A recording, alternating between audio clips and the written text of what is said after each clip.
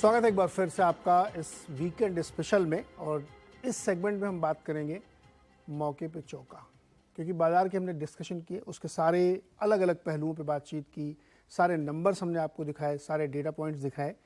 तो अब बड़ा लॉजिकल सवाल आता ना, इतना ज्ञान तो दे दिया यार, करना क्या ये तो बताओ ना। ज्ञान को लेके क्या करेंगे, है ना। ज्ञान लेके तो हम निफ्टी इंडेक्स खरीदेंगे, तो हम निफ्टी इंडेक्स के अलावा भी आगे कुछ बताना चाहते हैं। मैंने मौके पे चौका इसलिए रखा क्योंकि मार्केट में बहुत सारी डिस्कवर्ड स्टोरीज हैं। जो मैं बताने जा रहा हूँ वो भी डिस्कवर्ड है, इसमें ऐसा कोई नया ज्ञान मैं नहीं दूंगा, लेकिन मैं उसमें बहुत बड़े बदलाव देख रहा हूँ जिसका वेट मैं अपने मेहमानों से कराऊंगा। वो आप डिसएग्री भी कर सकते हैं, कुछ नई चीज़ भी बता सकते हैं, लेकिन मुझे लगता है कि दो सेक्टर ऐसे हैं जो यहाँ से भी आगे एक बहुत बड़ी ग्रोथ के लिए तैयार हो रहे हैं। उसमें से एक सेक्टर है कैपिटल गुड्स का और दूसरा सेक्टर है एफएमसीजी का। बहुत ब्रीफली बताता हूँ, स्क्रीन पे आपके ग्राफिक चलते रहेंगे, वो आप देखते रहिएगा कि इंडस्ट्री वैल्यूएशन क्या है और उन कंपनियों का वैल्यूएशन क्या है, सबके मैंने निकलवाए हैं। देखिए एफएमसीजी में मुझे ये लगता है कि इस वक्त सारे स्टॉक्स को अगर आप देखेंगे, जो लीडिंग स्टॉक्स हैं वो सब इंडस्ट्री के जो अपने वैल्यूएशन हैं, एवरेज वैल्यूएशन लगभग उसके करीब चले और एक एक साल में गजब की उसमें रैली बनी है। एफएमसीजी का इंडेक्स जो है लाइफ हाई पे चल रहा है। और इन सारी कंपनियों में ये स्थिति तब है जबकि रूरल ग्रोथ थी ही नहीं। अब सबने ये कहना शुरू किया कि हाँ भाई अब थोड़ी थोड़ी आनी शुरू हुई है। दूसरी चीज मैं ये कह रहा हूं कि ज्यादातर एफएमसीजी कंपनीज कैपेक्स कर रही हैं, ग्रीन फील्ड में काम कर रही हैं।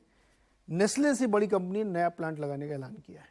ये अपने आप में बहुत बड़ी बात है कि आप जब ग्रीन फील्ड, जब भी अभी हम लोग बात करते हैं ना कि इतना सारा इंफ्रास्ट्रक्चर क्रिएट हो रहा है, तो ये कैपिटल जो एक्सपेंडिचर हो रहा है इससे भी इंफ्रास्ट्रक्चर क्रिएट हो रहा है, एक नई फैक्ट्री लग रही है। तो एक मुझे ये लगता है, जैसे यूएसएल का आप देख रहे होंगे, कमजोर रिजल्ट आपको देखिए, स्टिल स्टॉक वहां से ऊपर गया, क्योंकि शायद वही ना चश्मे वाली बात, वो चश्मा लगाइए जिससे आपको देखना है।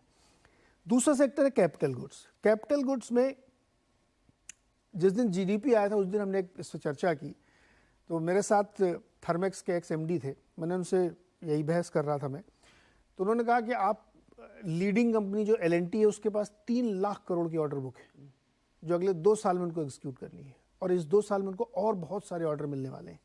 तो जैसे हमने स्क्रीन पे आपको पिक्चर दिखाई रहा हूँ कि कितने कैपेक्स अनाउंस किए गए, कितने हो रहे हैं, वैसे ही सबके पास झड़ी लगी हुई है।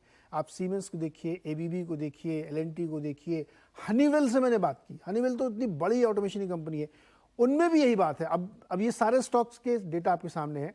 डिस्क्लोजर ये कि कोई रिकमेंडेशन हमारे चैनल की तरफ से नहीं है, ना किसी गेस्ट की तरफ से है, ये सिर्फ आपको इसलिए कि आपको ये ट्रस्ट हो कि मैं जो कह रहा हूँ वो सच है। तो अब मेरे को लगता है ये 2 सेक्टर में स्ट्रक्चरल ग्रोथ एक बननी शुरू हो रही है। क्या इनमें मौके पे चौका मारना चाहिए? अभी पहले आप बताइए। बिल्कुल, आप मतलब ये तो बहुत ही लॉजिकल है जो आपने एनालिसिस किया। कोई आप और भी सुझा सकते हैं, आप मैंने मिस कर दिया एक और चौका लगाने की जगह। हाँ, तो ये जो आपने बात करी नीरज जी, ये तो मतलब कोई डिस्प्यूट नहीं करेगा। डिस्प्यूट होगा थोड़ा कि ये स्टॉक्स ऑलरेडी चल गए हैं तो वैल्यूएशन में अब कितना जूस पड़ा है, पर मुझे लगता है कोई लॉन्ग टर्म व्यू ले तो नियर टर्म वैल्यूएशंस को ओवरलुक करके डेफिनेटली ये सारी लीडिंग कंपनीज हैं और जैसे जीडीपी ग्रोथ होगा उसमें कंट्रीब्यूशन रहेगा इनका, तो ये तो रिटर्न मिलेगा ही मिलेगा। और मुझे जो हम देख रहे हैं, एक छोटा सेक्टर जो हमने आइडेंटिफाई किया है वो है टेक्सटाइल अपैरल एक्सपोर्ट्स का, जो यूएस में, यूरोप में एक्सपोर्ट करते हैं। और क्योंकि ये सेक्टर एक बहुत बड़ा एम्प्लॉयमेंट जनरेटर है, एक बहुत बड़ा पार्ट है जीडीपी का, पर ये सारी कंपनीज का मार्केट कैप इतना कम है इसलिए क्योंकि पिछले 3-4 साल से काफ़ी प्रेशर रहा है इनके ऊपर। यूएस में इन्वेंट्री बिल्डअप हुई तो सेल्स का प्रेशर रहा, कॉटन प्राइसेस बढ़ गए उसका प्रेशर रहा, फिर उसके बाद फ्रेट रेट्स बहुत बढ़ गए थे, अब वो फ्रेट रेट्स लिटरली 20% रह गए हैं पीक के, तो उन सब का इनको फ़ायदा मिल रहा है अब। और बहुत लीन ऑपरेटर्स हैं, और अभी भी जो सबसे बड़ी कंपनीज हैं अपने, जैसे जो टेरी टावल एक्सपोर्ट करते हैं या जो अपैरल एक्सपोर्ट करते हैं या बच्चों के अपैरल एक्सपोर्ट करते हैं, वो सब मतलब 2000-3000 करोड़ की मार्केट कैप पे चल रहे हैं, मतलब स्मॉलेस्ट ऑफ स्मॉल कैप्स हैं इस टाइम। तो हमें वहाँ पे एक अच्छी अपॉर्चुनिटी मिल रही है कि बॉटम ऑफ द साइकिल पे अच्छा वैल्यूएशन है, और जैसे जैसे वो फेवरेबल होगा उनका सिनेरियो, उनको उसका पूरा फायदा मिलेगा। तो एक वो सेक्टर हम देख रहे हैं। दूसरा माइक्रो फाइनेंस है, बहुत बहुत बड़ा सेक्टर। अगेन जो स्मॉल एंटरप्रेन्योर्स हैं, स्मॉल बिजनेसमैन हैं, जीडीपी नहीं बढ़ेगा जब तक उनका फाइनेंशियल इंक्लूजन, उन तक क्रेडिट नहीं पहुंचेगा, क्योंकि जो आप 9-10% क्रेडिट ग्रोथ देख रहे हैं वो अभी भी लार्ज एसएमईज और लार्ज कॉर्पोरेट का है। पर जो छोटा बिजनेस करना चाहते हैं, जो ओएनडीसी के थ्रू बेचना चाहते हैं, उनके पास क्रेडिट पहुंचाना वो माइक्रो फाइनेंस वाले करेंगे या छोटे एनबीएफसीज करेंगे। तो वो एक स्पेस है जो हमें लगता है कि ग्रो करेगा और वैल्यूएशंस अभी भी बहुत अट्रैक्टिव है। तो मेरा ये विचार है कि जो आपने बताया वो तो है ही बिल्कुल, दूसरे ये दो और जगह सेक्टर्स हैं जहाँ पे इन्वेस्टर्स को पूरी नज़र बनाए रखनी चाहिए, क्योंकि वैल्यूएशंस इन सेक्टर में बहुत फेवरेबल हैं। अभी भी माइक्रो फाइनेंस कंपनीज 1-1.5 टाइम के पी मल्टीपल पे चल रही हैं, 30% का ग्रोथ दिखा रही हैं, एनपीएस कम हो रहे हैं। और दूसरी तरफ ये जो अपैरल एक्सपोर्टर्स हैं 12 से 15 टाइम के पी मल्टीपल पे चल रहे हैं, बिजनेस इंप्रूव हो रहा है, बैलेंस शीट पे आपके कैश है। समर्थन में एक बात बोलूं, जी, आपके फेवर की। अरे बहुत खुशी से, मैं क्यों ना बोलूँगा।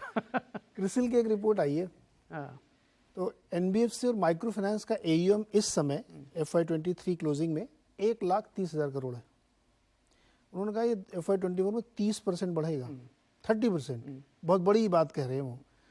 तो अब आप जो कह रहे हैं कि माइक्रो फाइनेंस में इतनी बड़ी गुंजाइश है, मैंने उनकी भी बहुत सारी कंपनियों से बात की, सबका ये मानना है कि अभी तो मतलब शुरू हुई है पिक्चर। बिल्कुल बिल्कुल अभी तो आप देखते जाओ कितना होता है। डिजिटाइजेशन की वजह से आसान हो गया, क्योंकि पहले क्या है, लोन लेने के लिए आपको कैश देना पड़ता था। अब ये सारे लोन हो रहे हैं, उसमें से 70-80% कार्ड पे हो रहे हैं, तो वो एक वेलोसिटी बढ़ जाती है, क्योंकि आपको ढूंढना नहीं है उसको कि भाई कैश लो, कैश लेके जाओ, सिक्योरिटी रिस्क है, आप उसको डिजिटली ट्रांसफर कर सकते हैं। और दूसरा मुझे लगता है माइक्रो फाइनेंस बैंकिंग थोड़ी है, वो तो रिस्क मैनेजमेंट का बिजनेस है।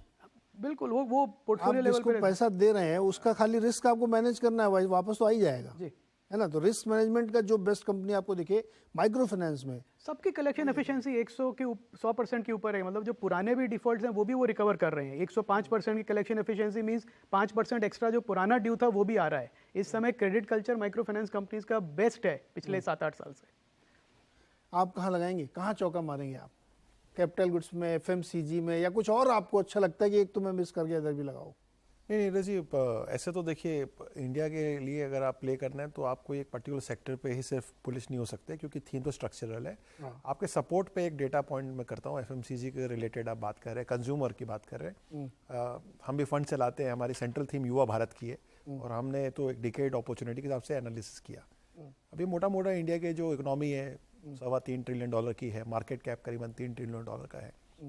अब होना ये है कि जब आप $3 ट्रिलियन से $10 ट्रिलियन की जर्नी करते हो, तो आपकी जो इंक्रीमेंटल कंजम्पशन जो आनी है वो परसेंटेज बढ़ जाती है, क्योंकि उससे पहले आपका रोटी कपड़ा और मकान वाला जो प्रॉब्लम है वो सॉल्व हो रहा होता है।